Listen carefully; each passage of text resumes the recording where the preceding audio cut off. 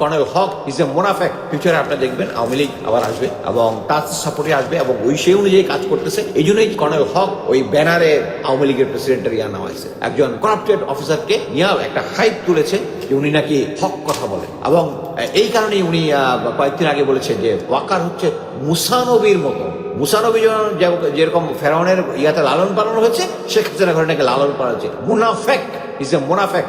যারা হারামখোর এই গুম খুনের সাথে জড়িত, যারা বাংলাদেশ আর্মিকে ছিল জনগণের সামনে যে একটা ফেস ছিল, যে তাদের ভরসার জায়গা ছিল, ভরসার জায়গাটা মাটিতে মিশাই দিচ্ছে। এই জায়গাটা ফিরত আনার জন্য এই জেনারেল গুলাকে ধৈর্য আইনা বিচার করে এদেরকে ফাঁসিতে লটকাইতে হবে। ফাঁসিতে লটকাইলে বাংলাদেশ আর্মি তখন আগের সেই স্টেপে আসবে। একটা জিনিস হচ্ছে ক্লিয়ারলি লোকজনকে না বললে আমি মিলিটারির যে আগলি জিনিসগুলো সামনে আনতে চাই না, কিন্তু আমাকে আনতে হবে এখন।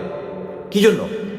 আমি অনেক ভিডিওতে বলেছি যে কারা আওয়ামী লীগ কাদের সিলেক্ট করতো, যাদের সমস্যা আছে, যাদের ক্যারিয়ারের মধ্যে সমস্যা আছে, যারা অনৈতিক কাজের সাথে জড়িত বিভিন্ন জায়গায়, এদেরকে দিয়ে তাদের লাইনের কাজ করানো যায়। সো রাওয়াকে হ্যান্ডেল করার জন্য জেনারেল ওয়াকার চুজ কর্নেল হক। কর্নেল হকের কি জন্য চাকরি গিয়েছিল জানেন? দুর্নীতির জন্য। আমি বলতে পারেন যে শুনে বলছি, জি না, I was that military officer who investigated his this corruption. উনি স্টেশন কমান্ডার সাভারে থাকার সময় স্টেশন হেডকোয়ার্টারের টাকা দিয়ে উনি তার বইয়ের সেকেন্ড এডিশন ছাপিয়েছেন। এখন বলতে পারেন আমার তথ্য ভুল হইতে পারে, জি না। একজন ক্লার্ক ছিল যে স্টেশন হেডকোয়ার্টারে ছিল, সে আমার এসইতে পোস্টিং হয়েছে। আমি সিওর সাথে কথা বলেছি, তুমি ওখানে থাকো, তাইকে আমাকে সমস্ত কিছু দাও। He gave me all information, all photocopy of those expenditure. আমি পাঠাইছি। He lost his job. He lost his job মানে ফোর্স রিটায়ারমেন্ট। সো এই লোকটাকে চুজ করেছে। এবং দেখেন তারা এই কর্নেল হক প্রথমেই হচ্ছে একটা জেনারেল ওয়াকারের ইয়াতে তো মুখে ফেনা তুলে ফেলতেছে, বা ভালো বলতে বলতে। রাওয়াতে চেয়ারম্যান হওয়ার পরে সেই রাওয়ার এই 25শে ফেব্রুয়ারির যে একটা কি বলে একটা ব্যানার দিয়েছে, ওই ব্যানারে দিয়েছে হচ্ছে প্রেসিডেন্ট জিল্লুর রহমানের ছবি। প্রেসিডেন্ট জিল্লুর রহমানের ছবি। এটা কি? এই যে এই 25শে ফেব্রুয়ারির সাথে 25শে ফেব্রুয়ারির ঘটনার সাথে আওয়ামী লীগ সরাসরি জড়িত, এটা মির্জা নানক, তারপরে এগুলো ডিটেলস আরো আগে আমি বলেছি। এটার সাথে সম্পূর্ণভাবে তারা জড়িত, তাদের সরকার জড়িত, সাহারা খাতুন জড়িত ছিল, সবাই আছে। বাট ওই সরকারের প্রধানের ছবিটা দিয়ে রাওয়াতে ব্যানার বানাইছে কর্নেল হককে নিয়ে। তারা কি হচ্ছে, এটা ধীরে আমাদের মাইন্ডের ভিতরে ইনজেক্ট করা হচ্ছে যে আওয়ামী লীগ থাকাটা, আমাদের পাশাপাশি থাকাটা নর্মাল, আমাদের হচ্ছে নর্মাল। সো একটা রিটায়ার্ড এক পার্টির অফিসারকে দিয়ে বলানোর চেষ্টা করছেন আমরা কুকুরের মাংস খাচ্ছি। আমরা যে মিলিটারি অফিসারের এগেইনস্টে বলছি, মনে রাখবেন যে অফিসার গুম খুনের সাথে জড়িত এবং এগুলাকে আওয়ামী লীগের সাথে গত ইয়াতে বলছে, they are no more military officer. General Waker যাদেরকে বাঁচানোর চেষ্টা করছে, they are no more military officer. যারা গুম খুনের সাথে জড়িত এবং তাদেরকে জেনারেল ওয়াকার বলে দিয়েছে, তাদের অ্যারেস্ট ওয়ারেন্ট পর্যন্ত হয়ে গেছে। হওয়ার পরে উনি জেনারেল কি বলেছে, যারা ক্যান্টনমেন্টের ভিতরে থাকবে। এখন জেনারেল আকবর পালিয়ে গেছে, সাইফুল ইসলাম পালিয়ে গেছে, মুজিব তো আগেই পালিয়ে গেছে। এখন দেখেন এরা যে পালিয়ে গেছে, এটার ব্যাপারে কিন্তু মেইন স্ট্রিম মিডিয়াও কোনো কিছু করে না, তারা এখন ব্যস্ত আছে জেনারেল ওয়াকারকে হিরো বানানোর জন্য। But history will be repeated by the public people. আমাদের মাইন্ডের ভিতরে যেটা থাকবে, জেনারেল মইন আহমেদ যেভাবে গিয়েছে, তাদেরকে আমরা যেভাবে স্মরণ করি, উনার অনেক চান্স ছিল, চান্স সব শেষ। অ্যাকচুয়ালি উনার আর জন্য কোনো সুযোগ নাই। এবং আমি মনে করি জেনারেল ডক্টর ইউনূসের এখনই উচিত। এবং স্টুডেন্টরা, আমি জানি না তারা ওই যে আমার সাথে কেউ কথা বলে না, কিন্তু আমি জানি যে স্টুডেন্ট যারা নেতা আছে, তোমরা you are deceived by this General Waker. So General ওয়াকারকে যদি স্মরণ না হয়, বাংলাদেশের ভবিষ্যৎ অন্ধকার। ধীরে ধীরে তার মাধ্যমেই আবার আমাদের মধ্যে চেপে বলবে, কোনো ডাউট নাই। আপনাদেরকে যে বলতেছে, আপনাকে দেখতেছেন না? আচ্ছা, আমি কোয়েশ্চেন অ্যান্সার পরে দিব।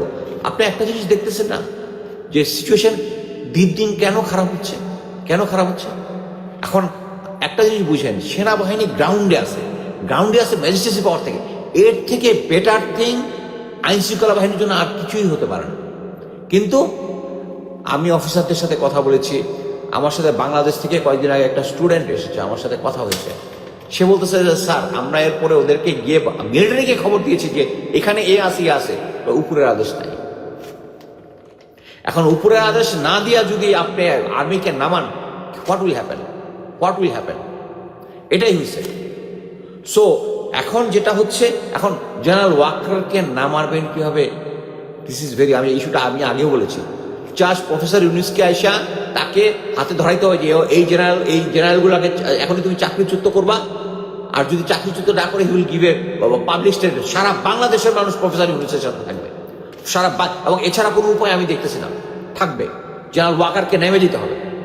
এবং জেনারেল মানে প্রফেসর ইউনুস, যে আমি জানি না, অনেক মানুষের মধ্যে যারা মানে মিলিটারির সাথে ডিল করে না, তাদের একটা মিলিটারির প্রতি ভীতি আছে। আমি বিভিন্ন সময় বিভিন্ন সিভিল ক্রাইটেরিয়াতে গোয়েন্দা সংস্থার চাকরি করার সুবিধা দেখেছি। সম্ভবত তাদের একটা ভীতি আছে, ভীতির কোনো কিছু নাই।